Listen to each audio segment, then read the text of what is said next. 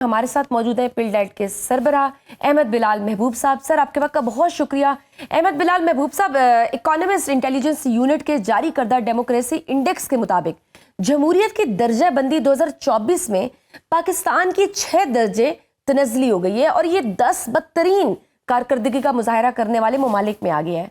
वक्त के साथ तो जमहूरियत को मजबूत होना चाहिए था, लेकिन पाकिस्तान में जमहूरियत की तनज़ली की क्या वजूहात है आपकी नज़र में? बहुत शुक्रिया। देखिए, जमहूरियत तो पाकिस्तान के अंदर कोई एक डायरेक्शन में नहीं जाती रही, यानी मुसलसल तनज़्ज़ुल का शिकार हो रही हो ऐसा भी नहीं है और मुसलसल बेहतरी की तरफ जा रही हो ऐसा भी नहीं है। ये कोई जिग जैग सी सिचुएशन है।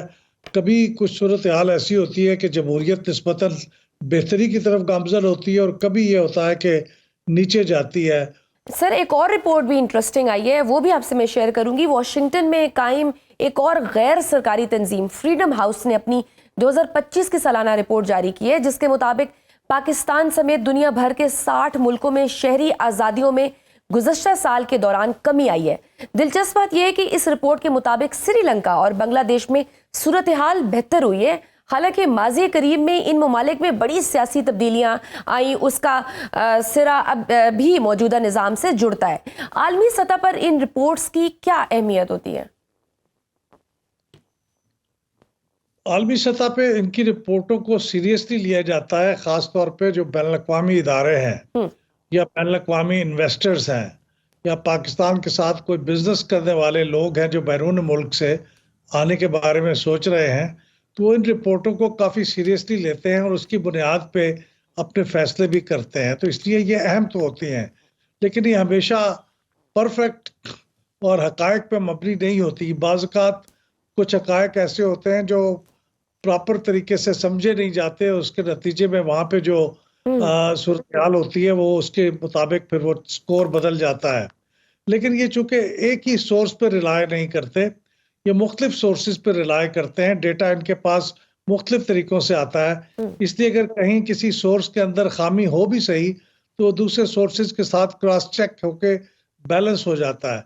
तो इसलिए मैं कहूँगा कि ये जो भी बैनुल-अक़वामी इदारे इस तरह की रिपोर्टें जारी करते हैं, उनको हमें भी सीरियसली लेना चाहिए और अगर किसी जगह हम कोई खामी या कमी पाएं तो उसको पॉइंट आउट करना चाहिए।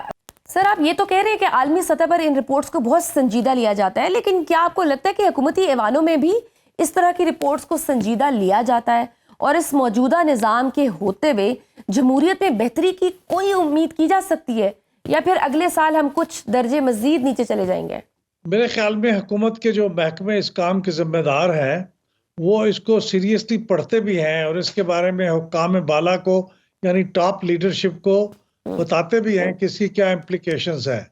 लेकिन इसके नतीजे में क्या कुछ कर सकते हैं, क्या करना है, वो फिर टॉप लीडरशिप अपने सियासी मफादात के ज़ेर असर ही फैसला करती है। ज़रूरी नहीं कि वो इन रिकमेंडेशंस को मान ले जो उनके एक्सपर्ट्स उन्हें बताते होंगे, क्योंकि उन्हें तो ओवरऑल पॉलिटिकल क्लाइमेट के अंदर रह के अपने फैसले करने हैं।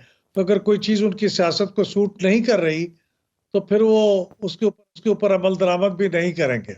सर, आपके दायरे पिलडेट ने भी एक रिपोर्ट जारी की है, कौमी असम्बली की कारकर्दगी और मेंबरान की हाजिरी पर भी रिपोर्ट जारी हुई है, जिसके मुताबिक कौमी असम्बली के एक मेंबर पर पूरे साल में 3 करोड़ 80 लाख के करीब खर्च आया, जो कि अवाम के टैक्स का पैसा था। लेकिन ज्यादातर मेंबरान सेशन से ही गैर हाजिर है। इस कदर गैर संजीदगी की आपकी नजर में क्या वजूहात है?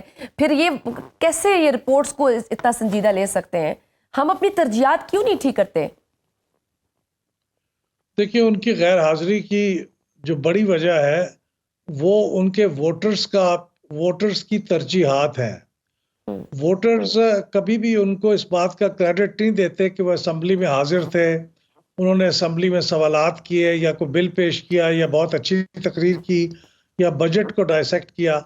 वो उनकी तरजीहात ये होती हैं कि हमारे मेंबर्स ने हमारे ज़ाती काम कितने कराए, हमारे इलाके में थाने और कचहरी में जाके हमारा केस प्लीड किया, हमारे बच्चों को, हमारे रिश्तेदारों को कोई नौकरी दिलवाई और उनकी प्रमोशन वगैरह के लिए दफ्तर से दफ्तर घूमे फिरे, हमारे साथ चले। तो ये सारे काम वो हैं और इसके अलावा कोई अगर वक्त बच जाए तो फिर वो इलाके की डेवलपमेंट के लिए भी कोई काम करे।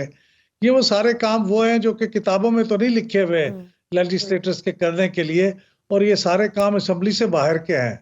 सर वो ये ज्यादा छोटे छोटे तो सर काम ये अपने वोटर्स के लिए होंगे, लेकिन मेजर आप लेजिस्लेशन का जो काम है जिसने बड़े लेवल पे इसी आवाम को, इसी वोटर को आसानी देनी है, इसी वोटर के लिए हालात बेहतर करने हैं, इसी वोटर के लिए कानून साजी करनी है, वो इसी असेंबली में ही हो सकती है।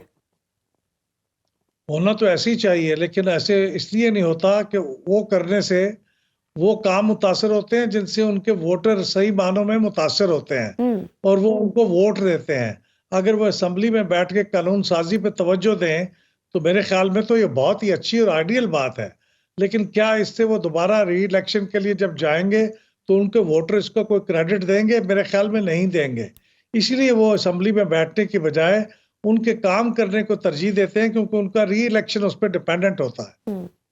लेकिन सर चले गैर हाजिरियां तो रही, लेकिन इस असेंबली ने पहले साल में रिकॉर्ड भी बड़े कायम किए हैं कानून साजी में, लेकिन ज़्यादातर कानून बगैर किसी बहस और जांच पड़ताल के मंजूर किए गए। 26वीं तरमीम मंजूर हुई, जजेस की तादाद में इजाफा हुआ, इलेक्शन एक्ट में तरमीम हुई, और अफसोसनाक बात यह है कि ये सारी कानून साजी सियासतदानों ने अपने मफाद के लिए की। हमेशा अवामी मफाद को क्यों पसे पुश्त डाल दिया जाता है? देखिए, ये ऐसा भी नहीं है कि ये टोटली शहरियों से लाताल्लुक है कानून साजी। इन सब के जो असरात हैं वो बिलाखिर शहरियों को ही भुगतने पड़ते हैं। अगर वो अच्छे कानून है तो उनको फायदा होता है, बुरे कानून है तो उनका नुकसान होता है। लेकिन कौमी सतह पे जब कानून साजी हो रही होती है तो वो ज़ाहिर है वो ग्रास रूट्स के मामलात को अटेंड नहीं कर रहे होते। ग्रास रूट्स के मामलात या तो सूबाई असम्बली में होते हैं या फिर उनके ऊपर इम्प्लीमेंटेशन लोकल सतह पे होती है। लेकिन ये दुरुस्त है आपकी बात कि इन कवानीन के ऊपर जो बाहमी सलाह मशवरा होना चाहिए था और जो इत्तफाक राय पैदा करने की कोशिश होनी चाहिए थी वो मुतलक नहीं हुई।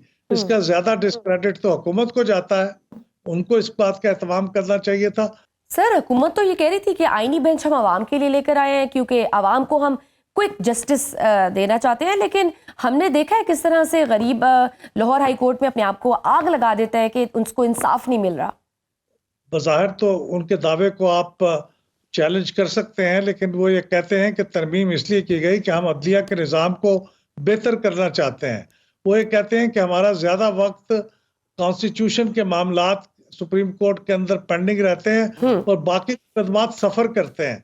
तो अब हमने एक अलग बेंच बना दिया है जहाँ पे आईनी मामलात डिस्कस होंगे और बाकी जो अदालतें हैं, अदालत के बाकी जो जज हैं वो उनके दीगर मामलात को ज्यादा बेहतर वक्त दे सकेंगे। उनका दावा ये है, लेकिन अभी इस दावे की परख की जानी बाकी है, क्योंकि कुछ वक्त गुजरेगा तो पता चलेगा कि किस हद तक वो बेहतरी आई है। नाज़रीन, वक्त है छोटी सी ब्रेक का, देखते रहिए सुनो राउंड अप।